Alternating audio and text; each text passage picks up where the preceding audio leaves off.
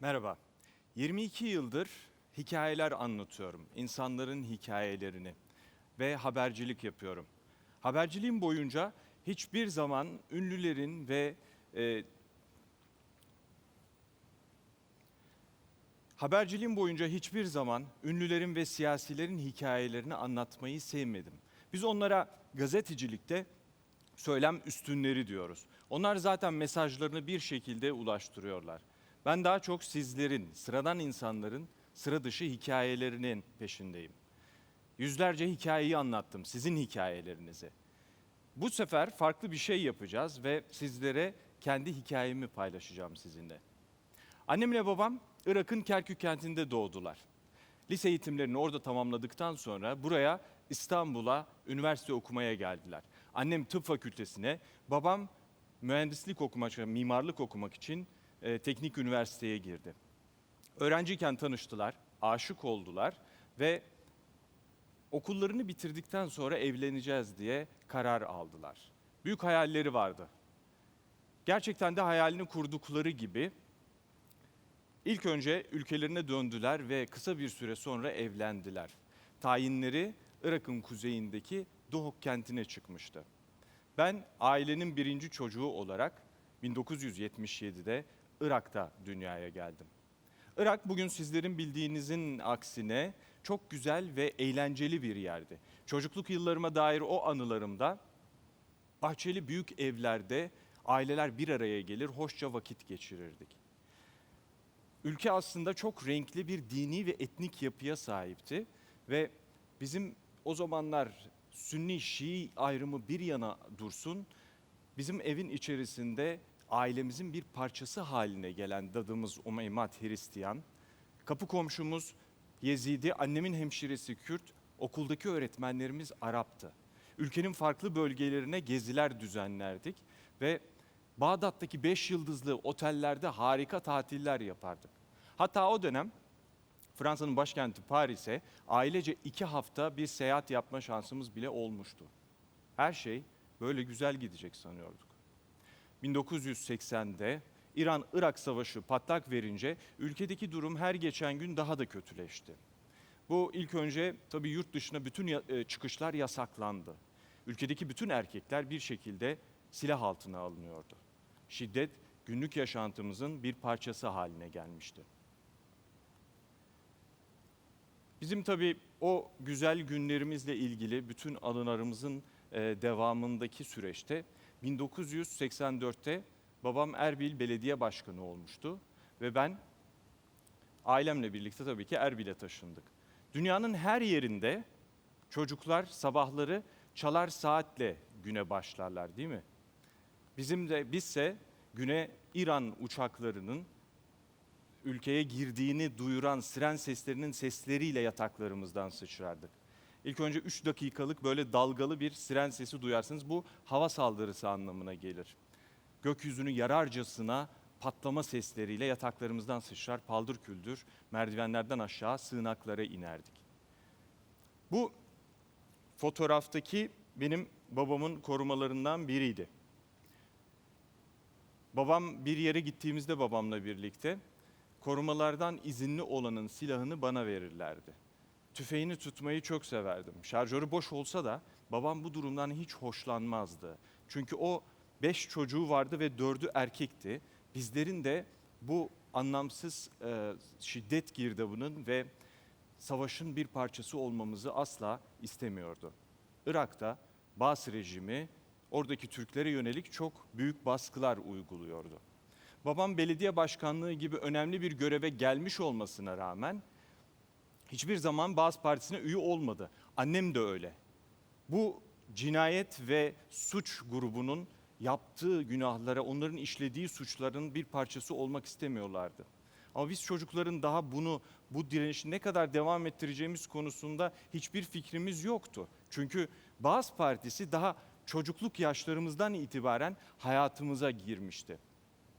İzci kamplarındaki propaganda çalışmaları daha ileriki yıllarda bizlerin bu Saddam'ın fedaileri olarak bildiğimiz eğitim kamplarındaki silahlı eğitimlere dönüşüyordu. Irak'ta vurulmuş sokakta yerde cansız yatan bir insanı gördüğümde henüz 9 yaşındaydım. Ve bu şiddetle yoğrulmuş ülkede gerçekten tünelin sonunda bir ışık görünmüyordu. Benim bir gün kardeşimle evin içerisinde annemin sakladığı çikolataları arıyorduk. Çikolatayı, hazineyi annemin dolabında bulduk. O sırada annemle babamın içeri geldiğini fark ettik ve kendimizi dolabın içine atıp kapaklarını üstümüze kapattık. Annemle babam kısık bir sesle çok hararetli bir konuyu tartışıyorlardı ama onları hala çok net bir şekilde duyabiliyordum. Bizimkiler yasa dışı yollarla Irak'ın dışına kaçmayı planlıyorlardı. Bunu duyar duymaz istem dışı bir hareketle elimle ağzımı kapattığımı hatırlıyorum. Çünkü daha o yaşta ülke dışına kaçak bir şekilde çıkmanın cezasının idam olduğunu çok iyi biliyordum ve annemle babamı bir daha görmek için bunun başkası tarafından duyulmaması gerekiyordu. Bu sırrı kardeşimle birlikte kaçacağımız güne kadar sakladık. Anneme bunu duyduğumu hiç söylemedim bile. Kerkük'e en son gittiğimizde orada akrabalarımızla ve tanıdıklarımızla tabii kaçacağımızı onlara söylemeden son bir kez vedalaştık, onlarla helalleştik. Sabahın ilk ışıklarıyla yola koyulduğumuzda doğduğum şehre son bir kez baktım. Akrabalarımı, arkadaşlarımı, tanıdığım herkesi, öğretmenleri, okulumu ve çocukluk aşkımı belki bir daha hiç görmeyecektim. Bu 10 yaşındaki kalbime çok ağır bir yüktü. Arabada annemin arkasında oturuyordum ve dikiz aynasından babam beni görmesin diye kendimi oturduğum koltuğa iyice gömdüm. Dakikalarca hıçkıra hıçkıra ağladım. Ta ki hiçbir şey hissetmeyene kadar. Sabahın ilk saatlerinde okullar açılmadan bir gün önceydi, bir Eylül sabahı. Türkiye sınırına doğru yol alıyorduk. Bizlere kendimize pikniğe gidiyormuşuz süsü verdik. Yanımıza tencere, tavak, örtü gibi şeyler almıştık. Arabayla bize söylenen yere ulaştık. Kapıyı açıp açık araziye doğru yürümeye derken koşmaya başladık. Hemen tepemizde Irak sınır güçlerine ait bir karakol vardı ve o askerlerin bizi görmesi işten bile değildi. Bir an önce açık araziden kurtulup ağaçlarla kaplı vadiye inmemiz gerekiyordu. Ama kalbim şimdi olduğu gibi böyle küt küt atıyordu. Askerler ya bize ateş açsaydı? Çok korkmuştum ve göğsümden fırlarcasına hızlı çarpan kalbimi kontrol edemiyordum. Nihayet ağaçların gölgesine ulaştığımızda çok sakin 2 kaçakçı bizi karşıladı. Yanlarında 3 de katır vardı. Ben ve kardeşim katırlardan birincisine, annemle kız kardeşim 2. katıra, babam ve en küçük 2 kardeşimi de 3. katıra bindirdiler. Çocuklar düşmesin diye annem ve babama bağladılar onları. Orada bu katırlar gideceği yolu bilir deyip de bizi öyle katırlarla da yola saldılar. Başımızda hiç kimse olmadan. Zap Nehri'nin kayalık dağların arasından yararak çıkarttığı o sarp arazi boyunca uzanan patikada ağır ağır ilerlemeye başladık. O dakikadan sonra işimiz katırlara kalmıştı. Neyse ki katırlar bizleri sağ salim varacağımız ilk buluşma noktasına ulaştırdı. Orada bizi başka kaçakçılar karşıladı. Önümüzde artık 3 gün 3 gece sürecek uzun bir yolculuk vardı. Yürüdüğümüz o dağlık bölge bugünlerde PKK terör örgütünün saklandığı ve bizlerin ZAP kampı olarak bildiğimiz vadinin ta kendisiydi. Biraz sonra tabii yolculuk bitimine doğru karşımıza üzerinde TC yazan beyaz sınır taşı geldi ve o noktadan sonra artık Türkiye'deydik. Bu noktadan itibaren de bizler resmen mülteci olmuştuk. Yabancı bir ülkede yeni bir hayata başlamak gerçekten çok zor bir iş. Allah kimseye göstermesin, yaşatmasın. Bizler benle kardeşim ana dilimiz Türkçe olmasına rağmen o yaşımıza kadar Arapça eğitim görmüştük. Ve okul hayatına intibak etmemiz, kendimizi toparlamamız bayağı zamanımızı ve emeğimizi aldı. Annemle babam emeklemişken onlar da emeklerini ve emekliliklerini yakarak yeni bir ülkede 40 yaşından sonra 5 çocukla sıfırdan bir yaşam kuracaklardı. Gerçekten de maddi ve manevi olarak çok yıpratıcı bir süreçti bu. Biz yaralarımızı sarıp yeni bir ülkede yeni bir yaşama ayak uydurmaya çalışırken 1990'da göçe zorlanan Bulgaristan Türkleri 1991'de Irak'tan gelen 1. Körfez nedeniyle gelen göçmenler, 1992'de de Bosna'da 3 yıl süren savaşın mağdurları tıpkı bizim gibi Türkiye'ye sığındılar. Savaşın acılarını yaşayan tanıdıklarımızın hikayelerini bir türlü medyada görmüyorduk. Batılı medya Irak'ta olup bitenlere hem taraflı hem de manipülatif bir yaklaşım sergiliyordu. Oradaki konuları, olayları takip eden Türk medyası ise bunu daha çok yabancı ajansların haberleri üzerinden yaptığı için olup biteni tam olarak Türk izleyicisine, okuyucusuna aktaramıyordu. Bunu net bir şekilde gördüğüm için gazeteci olmaya karar verdim. İstanbul Üniversitesi gazetecilik bölümünü okuduktan sonra mesleğe Türkiye'nin ilk özel haber kanalı olan NTV'de başladım 1999'da.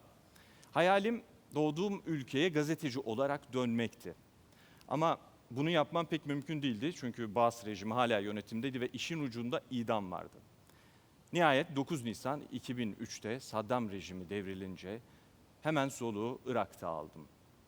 Hayalimdeki o güzel anıların peşine düştüysem de Irak çok değişmişti ve köprünün altından çok sular akmıştı. Iraklılar da Saddam'dan sonra daha güzel bir hayat umuyordu. Benim çocukluğumdaki o hatıraların yaşandığı güzel dönemlere gideceğimizi sanıyordu.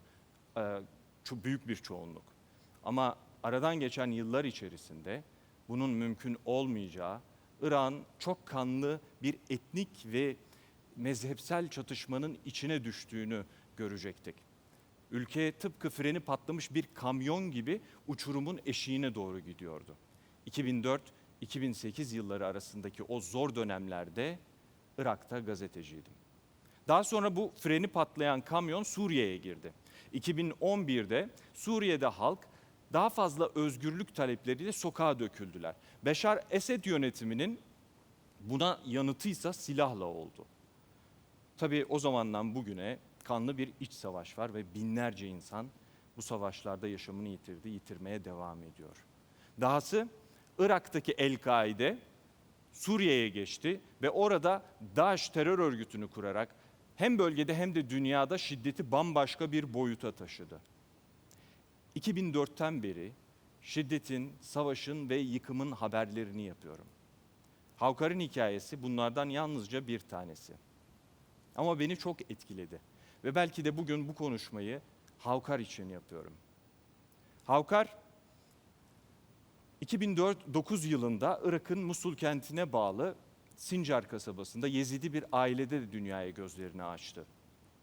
Mezopotamya uygarlığının kendine özgü kültürel ve dini öğelerine sahip topluluğu olan Yezidiler veya Ezidiler aslında kendi toplulukları dışında kimseyle de pek evlenmezler. Yasaktır topluluk dışı evlilik.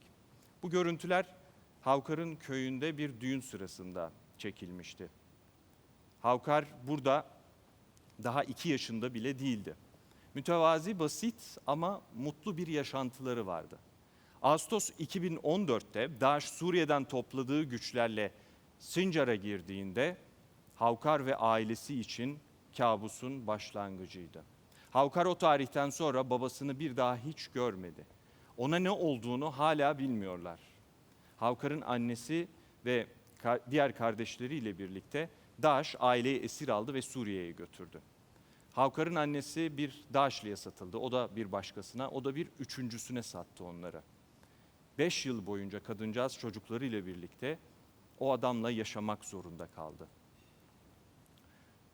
Havkar 8 yaşındayken annesinden koparılıp DAEŞ'in eğitim kamplarına gönderildi. Orada silah ve doktrin eğitimine tabi tutuldu. Tabanca kullanmayı, tüfek kullanmayı öğrettiler küçücük bir çocuğa. İsmini Abdullah diye değiştirdiler. Suriye'de DAEŞ askeri olarak yenilgiye uğratıldıktan sonra Havkar'ın annesi ve 3 kardeşi için tutsaklık sona ermişti. Onları Irak'a geri gönderdiler. Ama Havkar'dan hala haber yoktu. Ta ki Suriyeli yerel bir kanal Havkar'la bu röportajı yapana kadar. Amcası onu görür görmez her yerden onun kurtarılması için yardım istedi. Bu çağrıya Türk Dışişleri yanıtsız bırakmadı bu çağrıyı ve Türk istihbaratının düzenlediği operasyonla Havkar Suriye'den alınıp Hatay'a getirildi. Havkar'la orada tanıştım. Henüz 10 yaşındaydı. Benim Irak'ı terk ettiğim yaş. Geldiğimiz bölge, yaşadığımız hikaye bambaşka olsa da yaşadığımız travma ürkütücü bir şekilde birbirine benziyordu. Birbirimizi çok iyi anlıyorduk. Belki de o yüzden beni çok sevdi. Hatay'dan uçakla önce İstanbul'a, sonra da Erbil'e geçtik. Erbil'de ertesi gün 2 saatlik bir kara yolculuğuyla Havkar'ın ailesinin yaşadığı Doğuk'taki bir mülteci kampına. يلا حبيبي يلا حبيب قلبي اهلا شو ما بدك حبيبي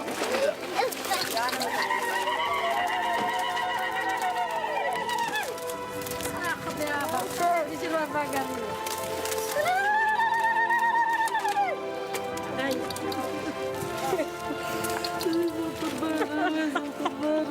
يا زمامنا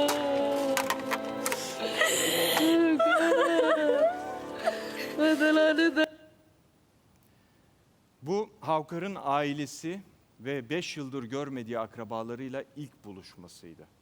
Bir yabancı gibiydi. Sanki annesine değil de bir yabancıya sarılıyor gibiydi. Gerçekten de çocuğu biraz gözlemledim. Bana sanki Daşlı Abdullah'la Yezidi Havkar arasında gidip geliyordu. Hatta daha çok Abdullah olmuştu. Annesini başörtüsü takması için zorluyordu, başı açık gezmesine kızıyordu. Bizim annesini o şekilde çekmemize izin vermiyordu, bize engellemeye çalışıyordu. Araya ufak bir bilgi sıkıştırmak istiyorum. Daşlılar birbirlerine seslenirken Arapça ahi, yani kardeşim veya din kardeşim şeklinde seslenirler. Bu PKK'lıların birbirlerine heval dediği gibi bir şey. Derken bizim Havkar bir sinir krizi geçirmeye ve annesini vurmaya başladı. Dayanamadım, müdahale ettim. Çocuğu kollarından tutup kenara çektim. Havkar, annene böyle yapamazsın dedim bir abi edasıyla. Gözlerimin içine baktı. Ahi, benim adım Havkar değil, Abdullah dedi. Çok şaşırmıştım. Ama hemen bir şey söylemem gerekiyordu. İyi o zaman sana Abdullah ismini verenler Kur'an-ı Kerim'de anne babaya öf dahi dememen gerektiğinin yazdığını da öğretmiştir o zaman sana dedim. Bunu duyunca başını önüne eğdi ve çadırın en uzak köşesine öylece oturdu. Bu hikaye böyle bitmemeliydi. Bu bir umut hikayesi olmalıydı. Havkar'a bu kadar yıldır Daş'ın kulaklarına fısıldadığına karşın ailesiyle henüz birkaç saat geçirmişti. Arkadaşlarıyla, akrabalarıyla, çevresiyle yeniden kaynaşması için ona biraz zaman tanımamız belki de en doğrusu olacaktı. Temmuz 2017'de Musul Daş'tan kurtarıldı. Hemen kente gittim. Kentte başta Selçuklular döneminde yapılan Ulu Camii başta olmak üzere bütün eski Türk eserleri yerle bir edilmişti. İnanılmaz bir yıkım vardı. Bu yıkımın içerisinde tabii insanlar da vardı. Öldürülen Daşlıların canlı olarak kurtarılan çocukları özel bir yetimhaneye alınmıştı. Bu yetimhanede yüzlerini çekmememiz koşuluyla haber yapmama izin verdiler. Bu yetimhanede beni en çok etkileyen yer yeni doğanların tutulduğu bu oda olmuştu. 0 ile 1 yaş arasındaki bu çocuklar, kızım da o zamanlar bu yaştaydı. Ellerine aldıkları bir nesneyi sıkıca tutacak motor becerilere sahip değillerdi. Ama bu çocuklar hayatta kalma içgüdüsüyle onlara verilen biberonları elleri ve ayaklarıyla sımsıkı tutup içindeki son damla süte kadar emiyorlardı. Bu çocukların sütten daha fazla değer verdiği bir şey varsa o da sevgiydi. Koca yatakhaneye bir kadın bakıyordu ve bu çocuklar onun dikkatini çekip kucağında biraz sevilmek için yapmadıkları sevimliliği bırakmıyorlardı. Haberi çekerken dayanamadım, bir iki tanesini aldım kucağımda, dakikalarca sevdim. Minicik elleriyle yakamdan, parmağımdan, kulağımdan tutuyorlardı. Beni bırakma dercesine. Kim bilir bu masumları benden sonra en son kim sevdi? Bir diğer derslikte daha büyük yaştaki çocuklar vardı. Bir resim dersiydi. Kendimi kısaca tanıttıktan sonra hiç ben yokmuşum gibi rahat bir şekilde derslerine devam etmelerini rica ettim. Biraz sonra en ön sıradaki bir kız dikkatimi çekti. Çizdikleri hepimizin çizdiği şeylerdi. Beyaz bulut, mavi gökyüzü, yeşil çayırlar, değil mi? Bir de pembe panjurlu ev. Bu kızın resminde onun yerine mavi brandalı bir mülteci çadırı vardı. Öyle ya, binlerce çocuk yıllardır devam eden savaşlarda gözlerini mülteci çadırlarında dünyaya açtılar.